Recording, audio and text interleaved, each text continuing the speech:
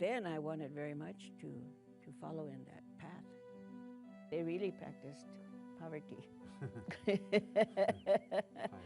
My children were 8 years old, 6, and 4. And the 4-year-old was the one I think that suffered the most. The parish members, I think they must have said something. But I was pretty wild and I didn't care. I was the free spirit and there was no way around it. I had to do that. Would you hear my confession, man of God? Would you hear what my life has been? I was immediately recognized. I've been to the ends of the earth and still long for him. Hizo lo que quiso. She did what she wanted to do.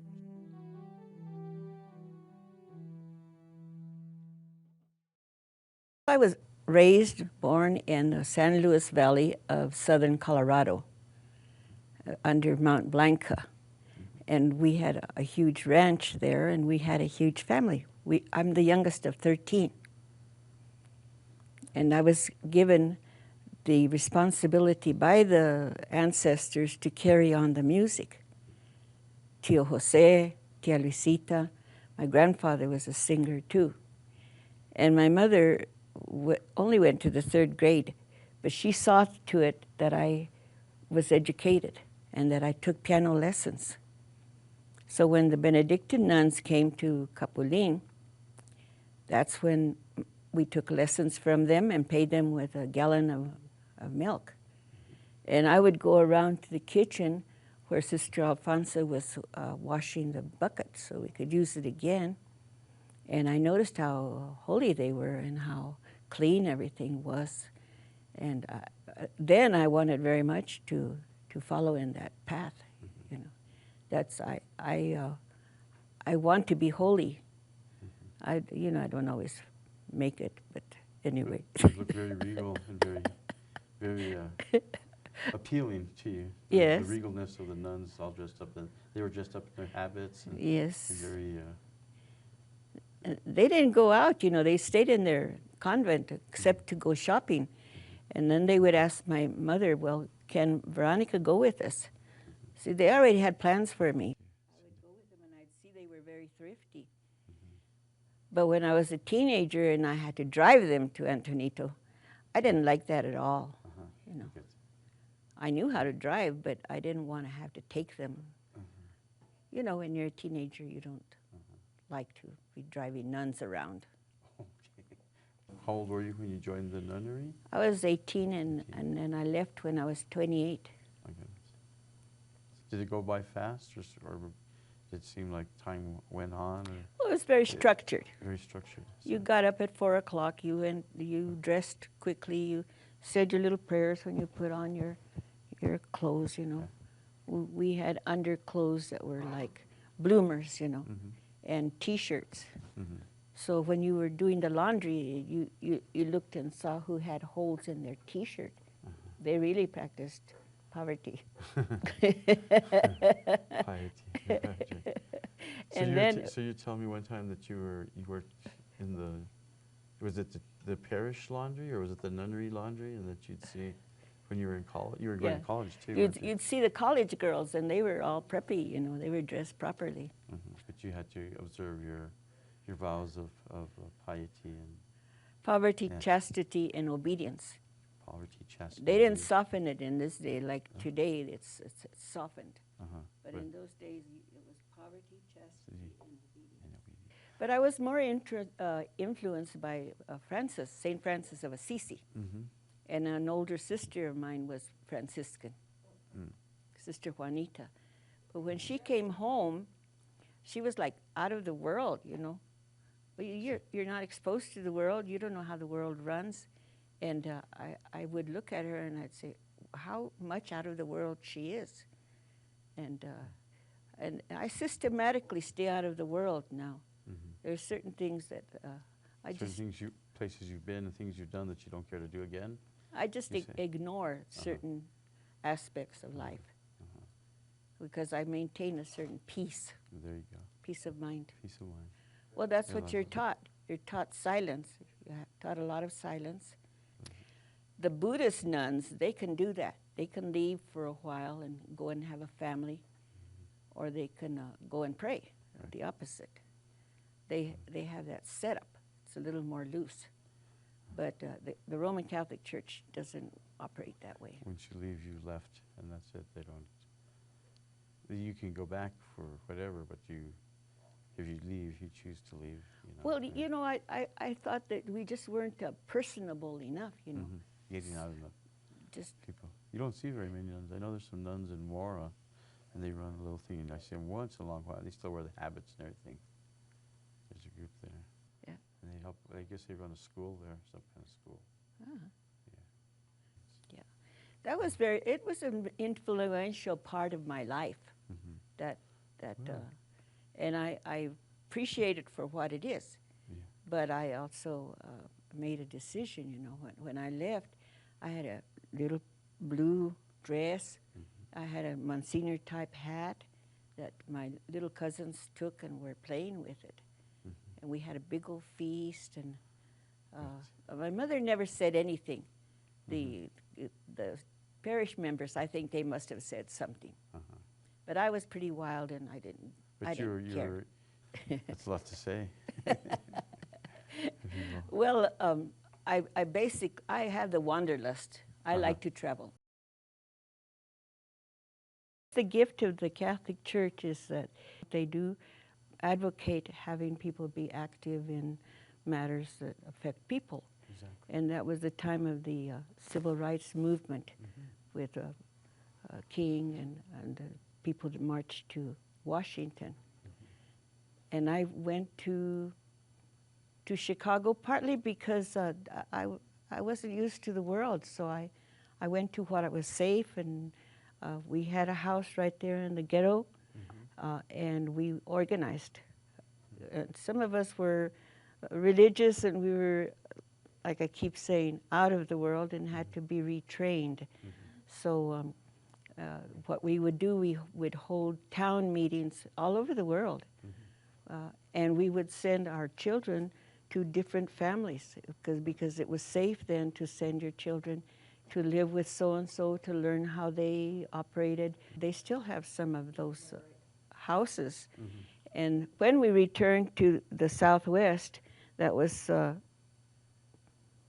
Arizona, New Mexico, parts of Texas, then we still continued with the town meetings to see little teeny places like Blaine, Kansas, you know, what were the issues in that little town? The symbol, the song that would express their little town. And then it allowed them to make changes. After your post-nunnery days, you decide to get married and have children and have a couple husbands, right, in your life? My biological clock was ticking, and so I proposed to my husband. He didn't want to get married, you know. He likes women, so he didn't want to get married. And I said, well, I think that we should get married because that's what I'm used to, you know. My mom and dad, they lasted till the very end, you know. They used to in those days. Right. When did you start your music career? Was it right after you got out of the nunnery, or were you still recording when you were a nun, or you started recording? Well, you know, we sang every day, and I was in Scola, so we sang polyphonic music. Polyphonic. Not just the Gregorian. The Gregorian is Gregorian chants. very beautiful, but it's one line. And that's when I learned to play the organ. I learned, they knew I had musical inclinations. But the recording only happened after I was married and divorced and separated from my children. And we did all that when that was when your first 1981. Oh, great. I was 44 years of age. I'm a late bloomer. By most standards, I'm a late bloomer. And people say, well, why did you take so long? I said, oh, don't even ask me. But as we have, it had to be that way. Right. We had to separate at that time. That marriage was good for having children. Mm-hmm. The second marriage was good for love. For love. And the third one was for money. For money. Okay. We got three strikes. I don't know. Well, that's great. You have to be kind of sassy when you're an artist. Uh-huh. Yeah, if you want people to notice you, I mean, or else they don't.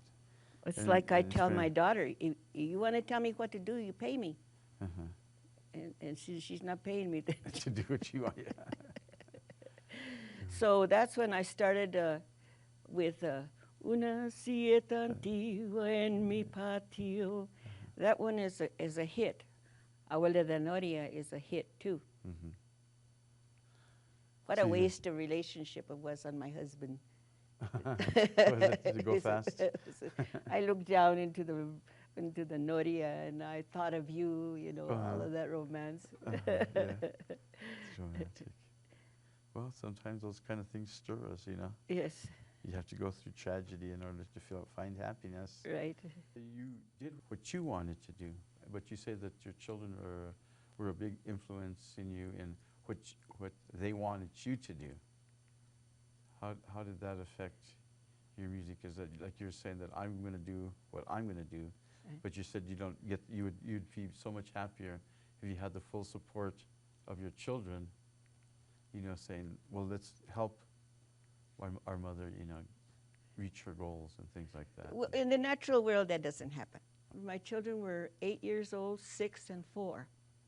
And the 4-year-old was the one I think that suffered the most. But ordinarily, you stay with your family, You please your husband, I would be expected to be the exemplary mother. Mm-hmm. And I wasn't that at all. Exemplary, yeah. It's a tough job, I'm sure. I was the free spirit, and I was going. There was no way around it. I had to do that. Right. Whether history judges me, well, que me juzguen. Yeah. Well, I'm sure you're a good mother and a good grandmother. And Well, Yeah. it teaches them to do what's in their destiny to do. they have your blood, so. Their destino. Mm-hmm. Yeah. And some of your music is, you write it for dance too, right? So that you can dance. Yeah, with it, I don't dance, but there's people that do dance. Yeah, dance to the music. This one was written to my daughter. I have 2 sons and a daughter.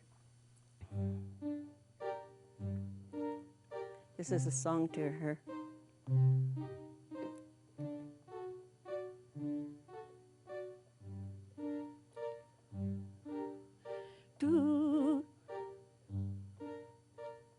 Tú eres mi agenda, mi horario, mi mentalidad. No aguanto tu delirio, pero eres mi agenda.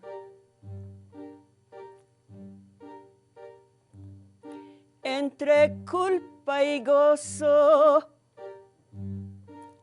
te miro con tu cigarrillo, píldoras del doctor que hacen otro daño.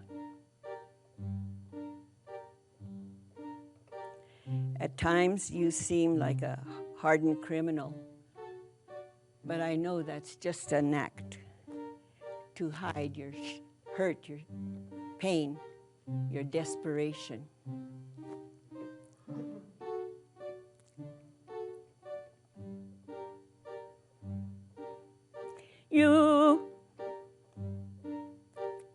You are my agenda, mi horario, mi mentalidad. Aguanto tu delirio porque eres mi agenda.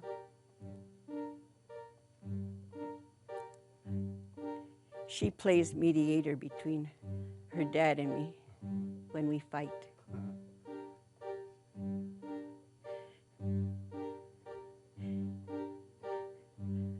come to your knees, O penitent, and I will come to mine.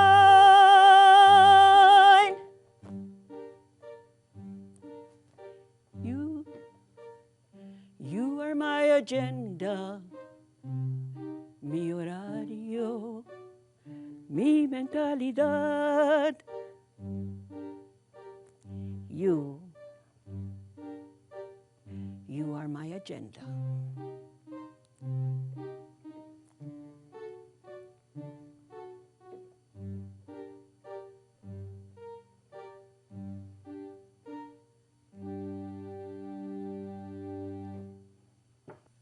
So some of your songs, those years, were they inspirational also? And I've heard some of your albums that talk about rights of the children and of I remember hearing one about your son that you wrote. You said, these are about my children. This one's about... They're very personal, Yes. you know. I know when you make a movie, Mm-hmm. you usually have some personal item there, some family Mm-hmm. in the bigger picture. Mm-hmm.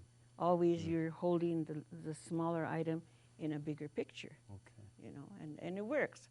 Hollywood has developed a system, and it works. Mm-hmm. You started with groups, and you've sung also like in plays also. Isn't that, you're talking about wanting to do A folk opera, folk opera, yes. yeah. People think it's just song and dance. It isn't just song and dance, you know. You're telling the story through the message of the song. The messages of the song. People.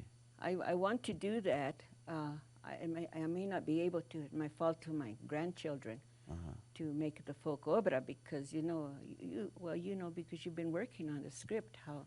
Right. Yeah. But you have your children or your nephews and grandchildren. They're interested in theater and all that. Yeah.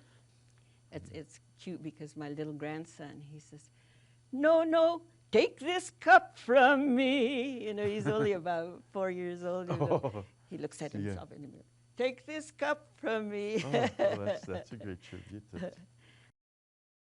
I was talking about the spirituality and the familiarity of your home, and how you said that you had seen a vision. Or can you tell us a little bit more of your It was a post-divorce. Regrettably, I say that the divorce was necessary because I had to go on. Right. I don't know if people are going to understand that, but I had to go on. I don't have to justify that to anybody. And in that process, I still was in the old house, you know. The old house is good enough for me, you know. Right. Because I travel so much, I can just leave it and close the door. Right. But with the new house, I have to see about the water, see about the electricity. And I was laying with my head to the north on the floor. I was sleeping on the floor. And given my Christian background, well, the image that's going to come to me is the Christian image. I don't say this too much because people don't take it too kindly. But early in the morning, I had a dream where Jesus appeared. Didn't say anything. He was in his shepherd's cloak. I said, well, maybe if I'm quiet, he won't go away. But he did go away. What I learned from that was to be peaceful, to be at peace, to take that divorce, to take the separation from the children, and to go on. I'm still going on. We look forward, you know, to working on your feature documentary now in the near future, you know.